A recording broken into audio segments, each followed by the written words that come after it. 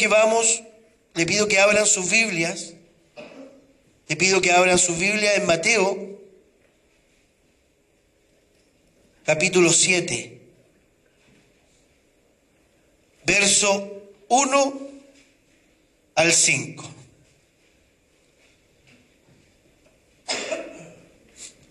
Dice la palabra del Señor: no juzguéis para no ser juzgados, porque con el juicio con que juzgáis seréis juzgados, y con la medida con que miden serán medidos. ¿Por qué miras la paja que está en el ojo de tu hermano y no echas para ver la viga que está en tu propio ojo? ¿Cómo dirás a tu hermano: déjame sacar la paja de tu ojo y aquí la viga en el ojo tuyo? Hipócrita, saca primero la viga que está en tu ojo y entonces verás bien para sacar la paja en el ojo de tu hermano. Hoy día estamos en una sociedad, hermano, donde hay una tremenda industria en el mundo, en la sociedad. Hay una tremenda industria enfocada a los reality shows. ¿Lo han visto alguna vez? ¿Alguno ha visto los reality? Los reality, las comedias, la farándula. Hay un programa que veía hace un tiempo atrás, que se llamaba Caso Cerrado. ¿Lo ubican? Oh, de la doctora Polo, exactamente. Y hay muchos programas de ese tipo. Esos programas están enfocados a una sola cosa: a exacerbar o alimentar algo que es muy normal dentro de los seres humanos, que es eso de comentar acerca del otro. ¿Sí o no? ¿Cierto? Los reality ocurren muchas situaciones donde uno se pelea con otro confabula con el otro, y confabulan, pelean, se enojan, hay envidias, hay celos, y uno mira ahí la situación, qué es lo que pasa. Y eso muchas veces, bueno, ¿por qué se hacen estos reality? ¿Por qué razón la industria de hacer este tipo de programas es tan grande? Es un buen negocio. Porque los seres humanos somos dados a mirar la vida del otro y a comentarla. No estoy hablando de cagüín, estoy de comentarla. Comentamos la vida del otro. Hablamos de la vida del otro. Y en los reality es como bien visto, así mirar: oh, mira lo que dijo, cómo lo dijo, mira cómo habló, lo que no dijo. Mira las peleas. En la farándula lo mismo. Y gente que expone su vida, la expone para que los demás hablen de ella. No son artistas, no son nada, son solamente personas que hacen pública su vida. Hace un tiempo atrás miraba la vida de una persona que cuando Kenita Larraín, todos hablaban de Kenita Larraín, que se iba a casar con el Zamorano y que no se casó, y que después anduvo con Marcelo Río. Y toda la gente comentaba, salían en los diarios, en las portadas, y hasta bromas se hacían. Si alguno se exponía tanto, se sobreventilaba, en el trabajo le decían: te creí Kenita Larraín. Pero gente que expone su vida, la expone para que la gente sepa y hable. Y la gente habla, porque hay algo en el ser humano, hay algo en nosotros, que son nuestras bajas pasiones, que como que alimentamos ese hambre de hablar del otro, de comentar del otro.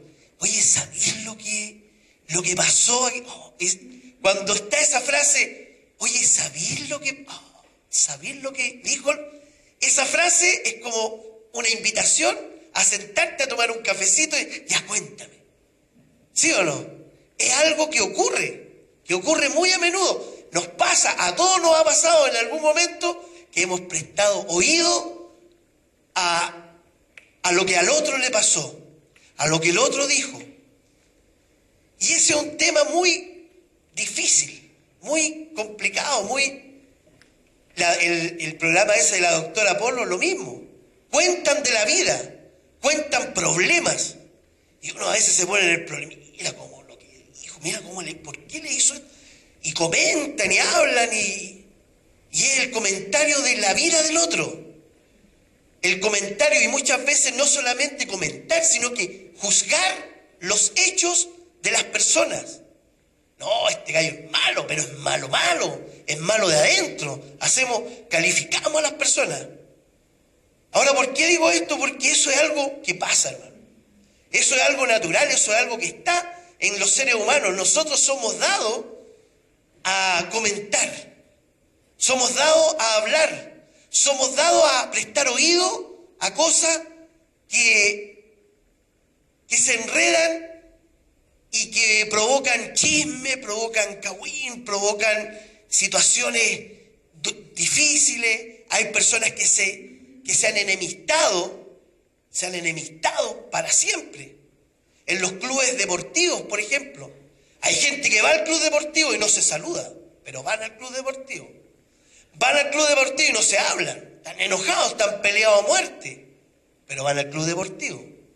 Van al club deportivo y están y hinchan por el mismo club, y están enojados, han peleado, han discutido, pero ahí están, en el mismo club. Pueden hacer esas cosas. Hay muchas situaciones que se dan en la vida, las cuales tienen que ver mucho con las relaciones humanas. En todo ámbito de cosas, las relaciones humanas son fundamentales. En cualquier parte, en el colegio, en el trabajo, en la universidad, en el lugar donde sea, las relaciones humanas son muy importantes y normalmente, generalmente, esto de las relaciones humanas trae muchos conflictos, muchos roces. Y en esos roces siempre ocurre que alguien habla de lo que le pasó con el otro. Y los otros empiezan a hablar y se arma lo que bien llamado en Chile es, hablando en buen chileno, se arman cagüines. Yo quiero llegar a un punto, pero tengo que pasar por esto para llegar a ese punto. El Señor dice aquí en su palabra, dice, no juzguéis para no ser juzgados. Y el Señor dice, porque con el juicio con que juzgáis, seréis juzgados. Y con la medida con que miden, serán medidos. El Señor lo que nos está diciendo acá, el mundo, hermano, vive así. El mundo vive juzgando, condenando, cuestionando, calificando a las personas. Así vive el mundo. Pero el Señor nos dice a nosotros que nosotros no debemos vivir así. Debemos vivir de otra manera. Y dice, no juzguemos para no ser juzgados. Ahora, en otra parte de la Biblia, que la anoté por acá, pero no la encuentro, en 1 Corintios 2:15, dice que el espiritual juzga todas las cosas, pero él no es juzgado por nadie. Hermano, ocurre una cosa, que muchas veces nosotros malentendemos una cosa. Aquí, si bien es cierto, la palabra dice que no debemos juzgar. En ese versículo, en 1 Corintios 2:15, dice que el espiritual juzga todas las cosas, pero él no es juzgado por nadie. Pareciera que es una contradicción, ¿cierto? Porque por una parte dice el Señor, no juzgues. Pero por otro lado, dice, el espiritual juzga todas las cosas, pero no es juzgado por nadie. Es como contradictorio. Pero ¿saben? Si nosotros seguimos leyendo este texto en Mateo, no está diciendo que no debemos juzgar. Está diciendo que antes de juzgar, antes de emitir un juicio, antes de calificar a alguien, primero debemos calificarnos nosotros. Nosotros debemos sacar la paja en nuestro ojo, antes de sacar la paja en el ojo ajeno. Miren, no juzguéis para que no seáis juzgados, porque con el juicio con que juzgáis serán juzgados, y con la medida con que medís serán medidos. ¿Y por qué miras la paja en el ojo ajeno de tu hermano y no miras la de tu propio ojo? Y dice en el 5, hipócrita, saca primero la viga de tu propio ojo y entonces verás bien para sacar la paja del ojo de tu hermano. ¿Se dan cuenta? Aquí dice,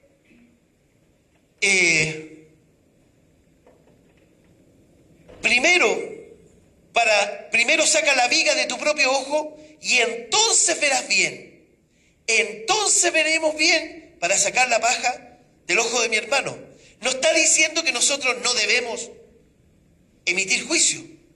Dice acá que primero debemos sacar la paja de nuestro ojo para emitir juicio. ¿Por qué? Porque nosotros, hermano, nosotros los cristianos, debemos juzgar las cosas no de acuerdo a nuestra opinión, no de acuerdo a lo que nosotros creemos, no de acuerdo a nuestros valores, ni a nuestra educación, no, nosotros debemos juzgar de acuerdo a la palabra de Dios.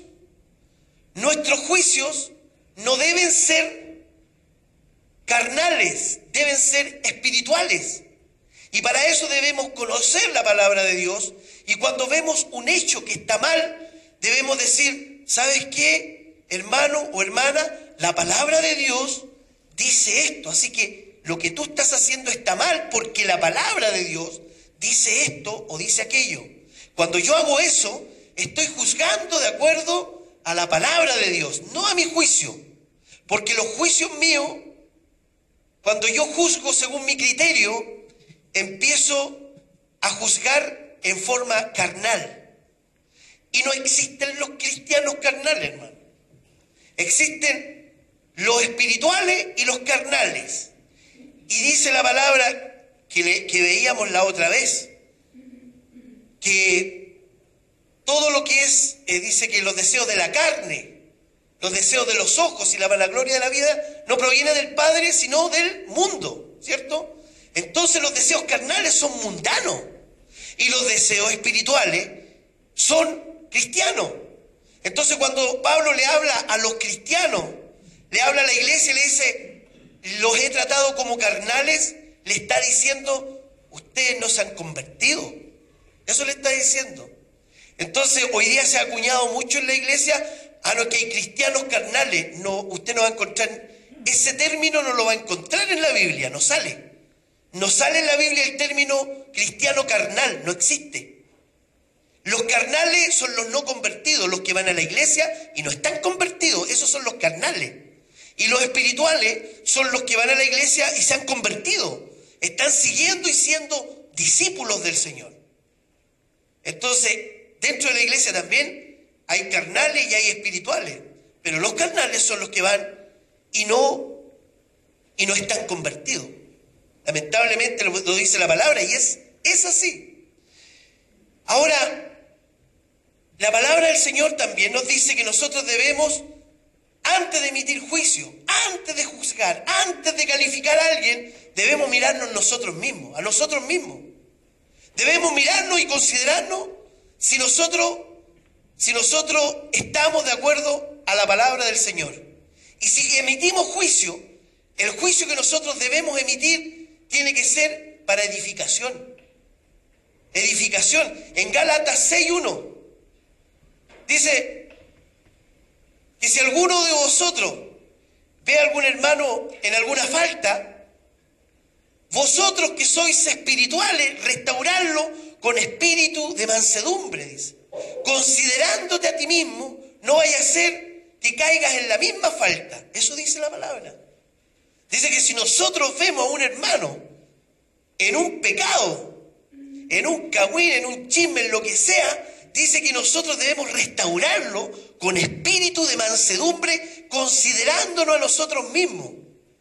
Considerándonos a nosotros mismos. Pero ¿qué es lo que debemos hacer? Debemos restaurarlo. Debemos restaurarlo con espíritu de mansedumbre. No debemos prestar oídos para que digan cosas, para que siga hablando de lo que sea. Mire, hay cosas que se practican en el mundo y que muchas veces nosotros las practicamos, pero son del mundo y no las debemos practicar. Hay una cosa que Dios aborrece. Hay una cosa que para Dios es horriblemente, terriblemente asquerosa. Y mire, y se la voy a decir para que no crean que esto es mío. Proverbios capítulo 6, algunos lo saben, yo creo que muchos lo saben, la mayoría. Proverbios capítulo 6, verso 16. Esto yo lo he hablado muchas veces, pero hoy día me di el tiempo de sentar unos principios que son muy importantes que los tengamos presentes. Dice, 6 cosas, Proverbios 6, 16.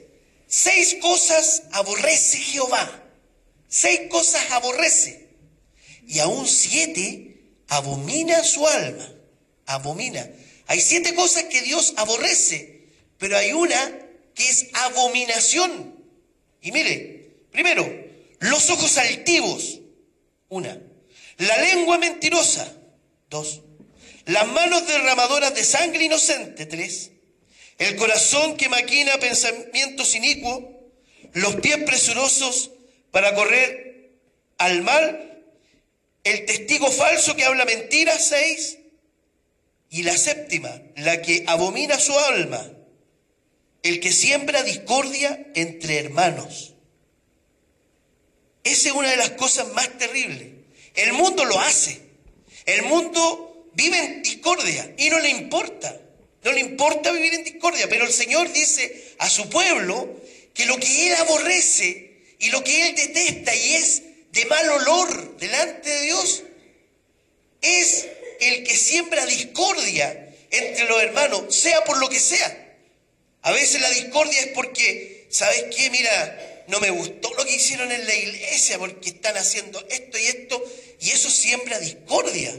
Oye, mira, ¿sabes qué? El hermano tanto hizo tal o cual cosa, eso siembra discordia. Oye, ¿sabes qué? Mira, a mí no me parecen estas cosas. Y cuando nosotros empezamos con esa actitud, que en algún momento todos la podemos haber hecho, o a lo mejor nadie de aquí, solamente yo en algún momento, Dios nos reprende. Dios reprende nuestros corazones. Porque eso de sembrar la discordia es algo que Dios aborrece. Que Dios es abominación a Dios. Algo abominable es algo que Dios desprecia. El que siembra la discordia, hermano. En el mundo da lo mismo, pero en el Señor no da lo mismo. No da lo mismo. Hay en Santiago capítulo 3, le pido que después lo lean, habla de un miembro que tenemos en el cuerpo que es pequeñito. Es gordito, rosadito, pequeñito. Es la lengua. Y a veces dice, hay un verso, vamos a leer que es terrible, es muy decidor a mí, uno de los versos del capítulo 3 que más me llama la atención es el verso 5, pero hay que leer todo. Pero el verso 5 dice, así también la lengua es un miembro pequeñito, pero se jacta de grandes cosas. He aquí cuán grande bosque enciende un pequeño fuego. Y a veces, hermano, nosotros con nuestra boca, con nuestra lengua, con nuestra hablar, podemos encender un gran bosque. Y podemos hacer aquello que es abominación a Dios y es sembrar la discordia, sembrar la duda, sembrar, no sé, poner en tela de juicio. Bueno, a mí me han dicho muchas cosas, pero yo me siento contento cuando dicen algo por lo que yo he predicado. Ahora si dicen algo por cosas que yo he hecho, ahí estoy mal. Pero es preferible que hablen de nosotros por lo que hablamos, por lo que predicamos y vivimos. Que a lo mejor somos exagerados, a lo mejor somos muy radicales, a lo mejor prefiero al Señor, le hablaban, lo criticaban por eso. Pero Cuando nosotros hablamos, hermano, tenemos que tener cuidado. Tenemos que tener cuidado entre nosotros. Porque no solamente aquel que habla es el que siembra la discordia, sino que aquel que escucha y presta atención. Porque ¿cuál es lo correcto delante de Dios? Que si usted en algún momento, si llegara a pasar, cosa que no creo, y que nunca ha pasado acá en la iglesia, por lo menos en esta no. Si usted escucha que alguna vez hay un comentario, alguien está hablando de su hermano, usted lo que debe hacer es decirle, ¿sabe qué? Hermano Luis, por ejemplo, me voy a poner al hermano Luis, que sé que es un hombre espiritual. Hermano Luis, ¿sabes qué? Si tú tienes algo contra el Cristian, hermano Luis, ¿sabes qué? Anda y háblalo con él. No me lo digas a mí, porque yo no gano nada con lo que tú me dices a mí. Al contrario, siembras en mí algo negativo hacia el Cristian. Más todavía. No, esa parte no. Y a veces, hermano, nosotros prestamos oído. ¿Qué gano yo a veces con escuchar lo que me puede decir a mí? Yo lo que tengo que hacer es decir, hermano, ¿sabes que tienes que ir y hablarlo y solucionarlo? Háblalo y solucionalo con él, pero háblalo para solucionarlo, para quedar en paz con el hermano. Háblalo para quedar en paz con él, no para quedar en conflicto. Porque si algo nosotros tenemos que hacer es solucionar nuestras diferencias, pero con una razón, para una sola cosa, para quedar en paz.